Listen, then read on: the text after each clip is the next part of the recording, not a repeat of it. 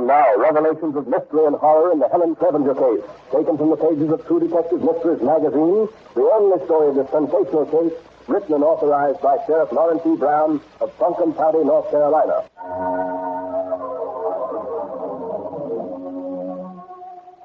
Our story begins on a storm-swept night in the taxi to the hotel in Asheville, North Carolina.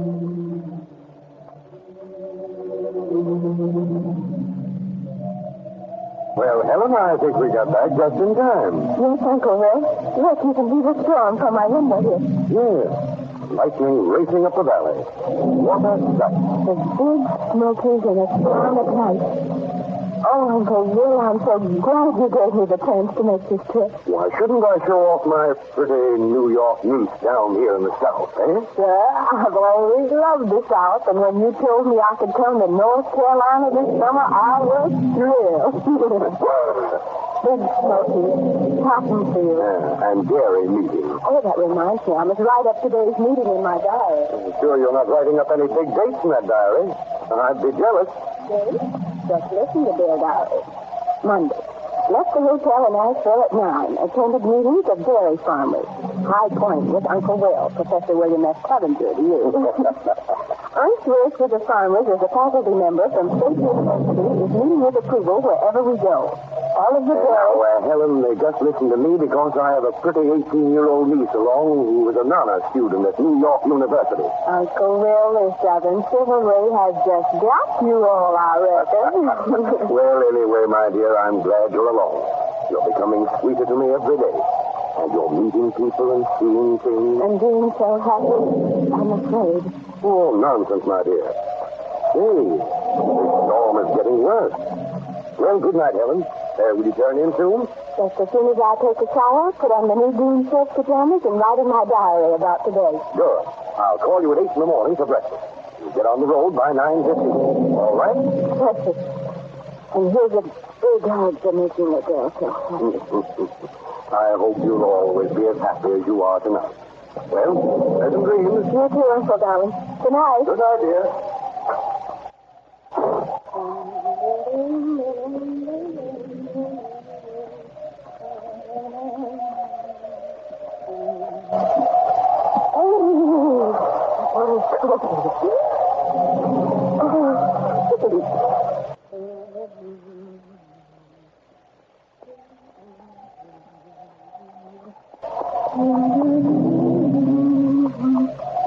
And now for my beautiful new green silk pajamas. And stay good.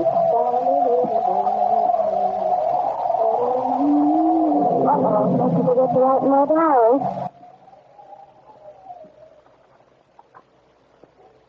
Oh, what a pain.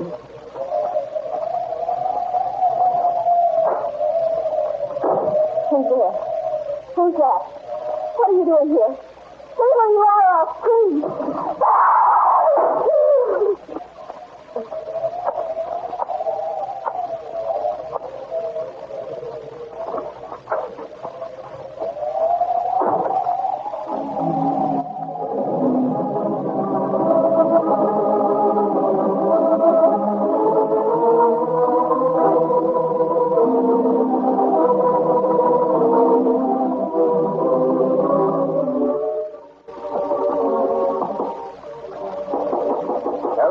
Time for breakfast. Are you awake, Helen? Helen, wake up. We have a big day before us. Good morning, sir. I'm the hotel carpenter. Anything wrong? Oh, good morning. No, there's nothing wrong. My room is right down the hall, 231. Trying to wake my niece up, take her to breakfast. She's so sound asleep I can't see the waker. Is the door locked? I'll just try and see. Why, the door isn't locked. I'll just step inside and call. Yes, sir. It sure is time for breakfast. Yes, that's right. Helen, wake up, dear. Helen. Helen. What is it, sir? What's the matter? Oh, look. Look, my niece. She's been murdered. Look at her face. Oh, Helen. Poor little girl. Oh, Helen. Your poor father and mother. You say I'll call the manager. Yes. Call the manager. Call the doctor. Call the police. Oh, Helen, my poor girl.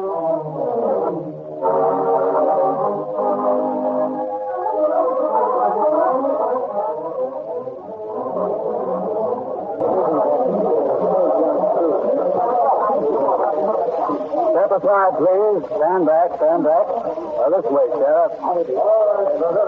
Just stand by the door here. I'm Sheriff Brown. Are you the manager of this hotel? Yes. Yes, my name is Harmon. I'm the manager. Well, Mr. Harmon, where's the body of the murdered girl? Just inside his daughter. We didn't disturb anything. At what time was the body found? About 8:30, sir. Then why did you wait until nearly 10 o'clock to notify the sheriff's office? I don't know, sir. We were all so excited and so horrified. You see... Looks pretty bad to me.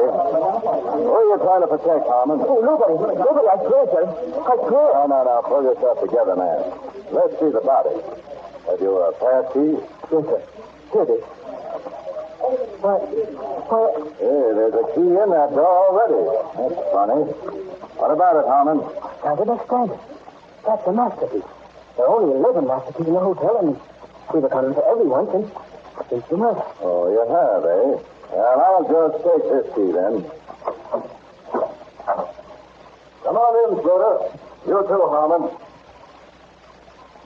Hey, look at that body.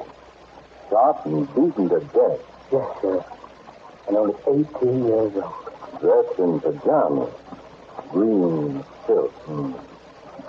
Poor girl was murdered while she was getting ready for bed, Harmon. Who was she?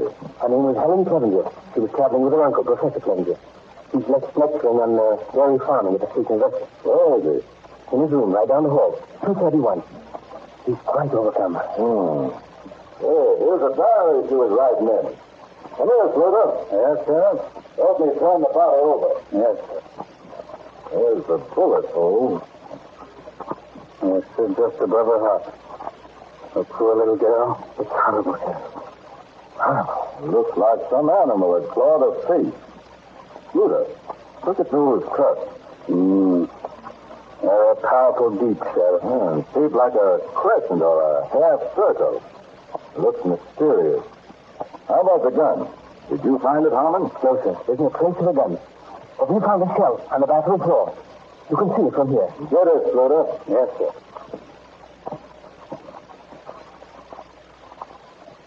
It's a 32 automatic, Sheriff. Yes, I see. Is that her wristwatch here on the chair? Yes, sir. That lampshade there on the chair at the head of the bed. Did you pull that off in your excitement? No, sir. I didn't touch the thing. The room is just like Professor Clevenger found it when he found the body. There are bloodstains on this lampshade, Sheriff. Yes, bloody fingerprints. The murderer pulled that shade off and... Hey, look. Yeah. He must have struck that girl, then tried to turn off the light so nobody could see him finish her off. He couldn't find the light switch, so he unscrewed the bulb. Put it on the chair, and there was blood on his hands when he did. It's horrible. Horrible. Harmon, I want to interview every employee of this hotel. Yes. This is one of the foulest crimes that ever stained the South.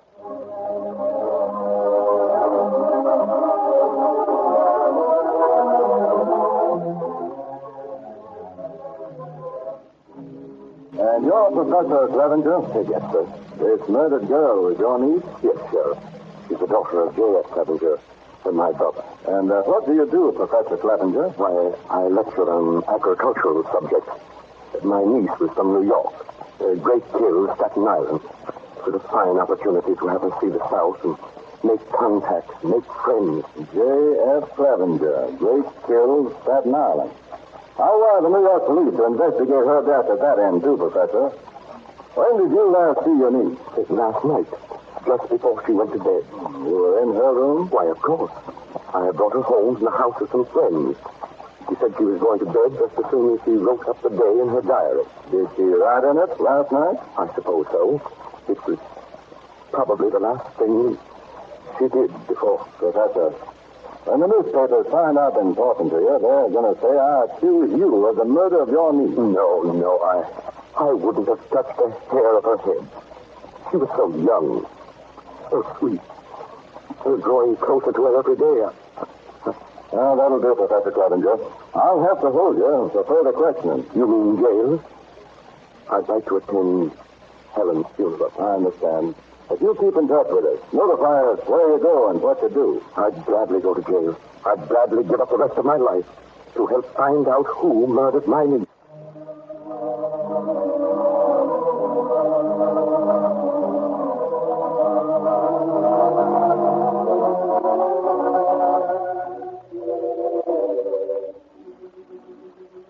Rogers, what about this man you say you saw last night? I was in the bathroom brushing my teeth. Suddenly I heard a terrible scream. I was in my underwear, but the scream was so awful I rushed out into the hall. What did you see? Nothing then. Everything was just as quiet as death. Did you notify the hotel office? No, I thought maybe somebody was sick, or maybe some man was having a little trouble with his wife.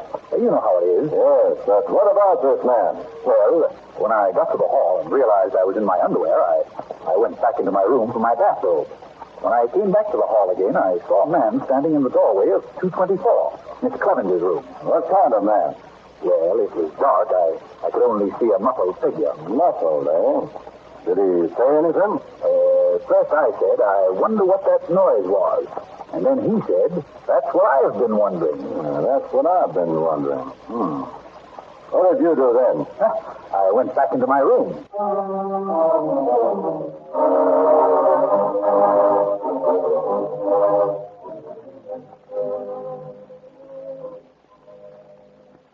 So you're the night watchman? Yes, sir. My name is Vaughn, sir. I'm the night watchman. Some watchman. A young and beautiful girl is murdered, and you didn't even hear a scream. Or did you? I couldn't. I wasn't on that floor. Why not? How is it that you didn't punch your clock on the second floor at 2 o'clock? I don't know. I know. You wanted an alibi to prove you weren't on that floor at the time of the murder. No. Honest. I did punch my clock on the second floor. Sure you did, but out of your usual order. Why? I don't know. I usually start at the top of the hotel and come straight down, floor by floor. But last night you skipped the second floor and came back later. Why? I don't know. You murdered a woman and you wanted an alibi. No. John, we'll just lock you up until you can remember a little better.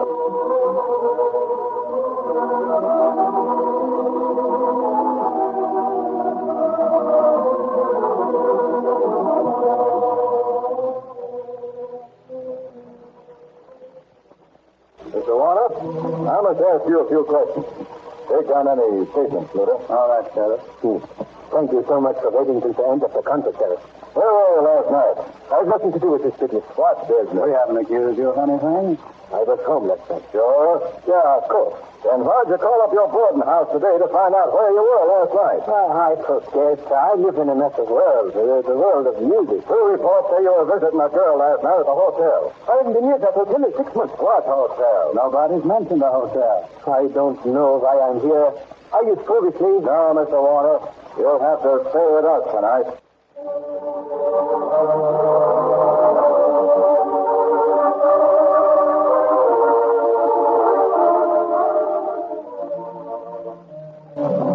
Brown, here I am. Oh, hello, Professor. When did you get back? Just a little while ago. We buried Helen out in Fletcher, Ohio. Yes, I know. Sheriff, I'm back here to help you.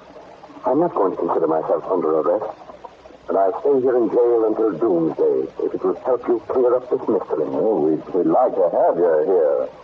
Suppose you wait out there for us. We'll be with you in a little while. I've got up the zone like you said, Sheriff. There's a man named Rogers outside.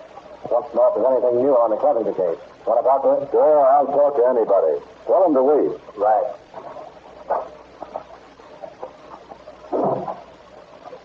Sit down, Vaughn. You ready to tell the truth? I told you everything. Yeah, I know. But now I want the truth. Why didn't you check that second floor when you were supposed to? I did, I tell you. The clock must have been out of order. You're lying, Vaughn. You skipped that floor because you're shielding someone. No, I don't know anything about it. I swear I don't. Well, as long as you're not ready to tell the truth, back you go then. I tell you, I don't know. Take your breath, Vaughn. You're going down again till you give us a story that we can believe. Take him out, Sluter. Right. Come on, Vaughn. And say, send in Rogers, will you?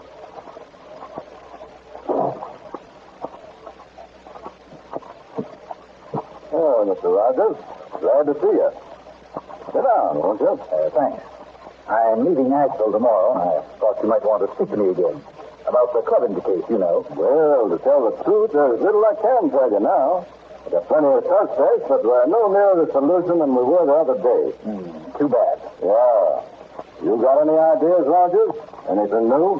No, I told you everything. Everything about what the muffled figure said and all that. Yes. After you heard the shot, you mean? Yes. You remember how that man said, that's what I was wondering? Yes, I remember. What was that? What did you say, Mr. Rogers? Why, I was repeating Put your chair down, Sluter. You heard that before. Rogers was just repeating what he heard the night of the murder, right after the shot. Yes, I know that. Say it again, will you, Mr. Rogers? Hey, what's the idea of all this? I'll tell you in a minute. Say it again, will you, Rogers? Why, the man said, that's what I was wondering. I thought so.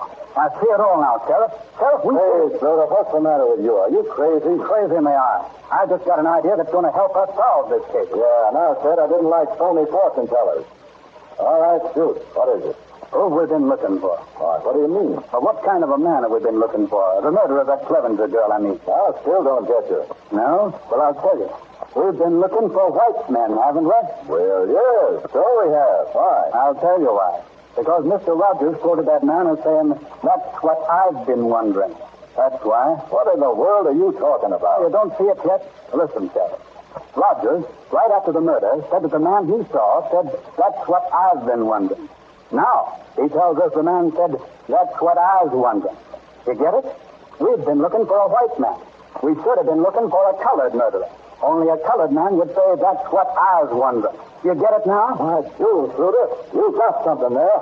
Come on. We've got to look through some wood piles.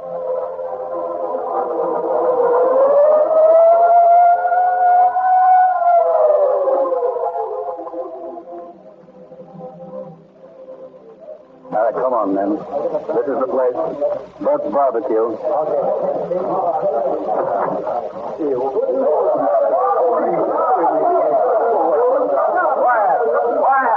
Quiet, everybody. Here's the boss. How's Bill Carey? What y'all want? Carey, are you the manager of this barbecue joint? Yes, the boss. That's me. What y'all want? I want all the men who work in the hotel in town. Point out Joseph Jones to me. He's an elevator man, and he hangs out here. Now, boss, I don't want to get into no trouble. Jones, he ain't done nothing. What you want with him? Point him out, Carey. Yeah. There he is, boss. That third man is sitting at the counter.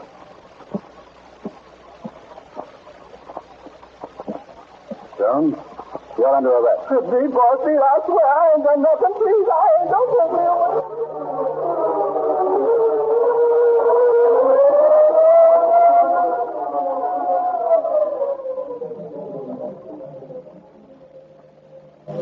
Careful, men. Careful. We want to surprise them. Put up your hands, boys. Yeah, that's a nice little game you boys are having. I want a colored boy named Clarence Griffith, pantry boy at the hotel. How's Clarence Griffith? Griffith, you're wanted in the Clevenger murder. No, the murder. I didn't do it, white man.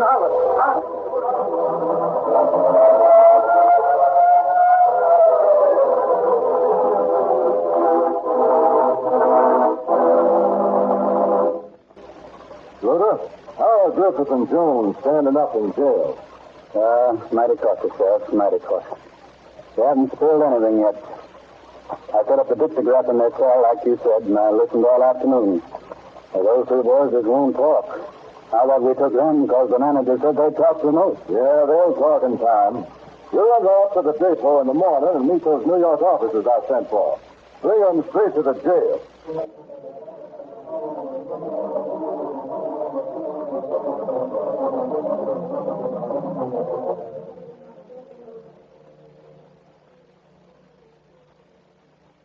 Pretty good dictograph rig. That's Quinn. Glad, Tom. I think we'll take some new wrinkles back to New York. You men help me break this Clevenger case, and you can have anything I've got. Those boys are not spelled on the card at the break the chain. Let's listen. Turn on that amplifier switch. No. That's Jones. What is you talk, please? You know something you ain't telling. Yeah, well, I don't know nothing. That girl was shot. You know any of the boys who had a revolver? Hear that? Now we're getting somewhere. Revolver? I don't know nobody with one. Just two. Oh, you better talk. They done brought New York detectives down here. They make you talk. Yeah. Listen, don't say I do. But this is all I'm more for.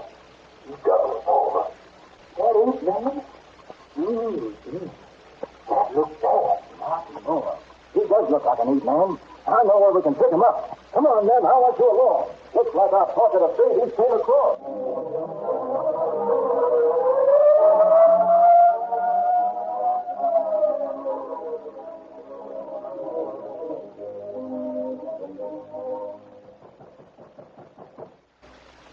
That man won't take my house this time tonight. That ain't that man. I ain't done nothing. They're police officers. We want your son, Martin Moore. He's not me. I don't know why he is. Really, I don't know why he is. There he is, in the bed. Get up. Come on. What do you all want? Leave me be. I was asleep, I got a cup on him, Sheriff. I ain't done nothing, I tell you. What'd you do with a gun that killed that girl? Where's the gun? He came from New York to get you. You might as well tell us where the gun is. I got a gun, but I didn't kill no girl. Bring him in, Sheriff. You and Tom and I will get the truth out of him. Come on, Moore. I wasn't. Oh, but what do you want with me for? I ain't done nothing. I ain't killed a girl.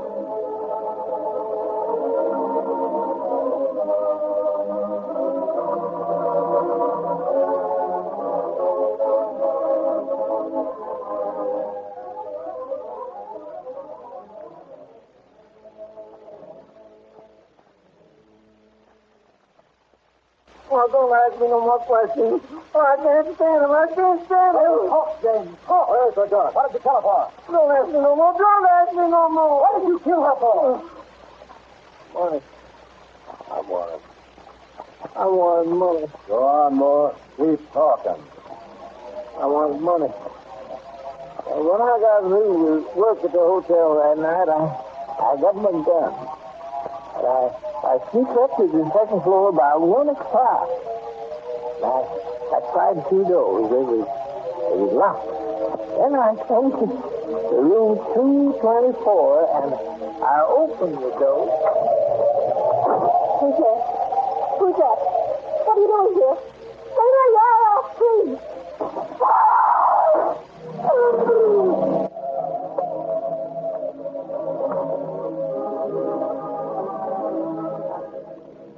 And when she screamed, I shot her. And I beat her over the head with the butt of the gun. That's how she got them funny cuts. And I turned the bulb out of the light, and I went into the hall, and just then... You hear that scream? What was it, I wonder? That's what I was wondering. Funny, getting people all upset in the dead of night. I went down to the hotel locker room and hid my gun there, and I went home.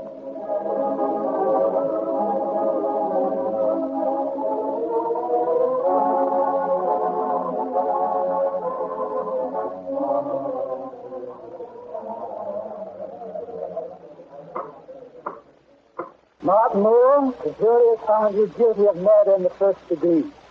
I hereby sentence you to die in the lethal chamber as prescribed by the law of the state of North Carolina.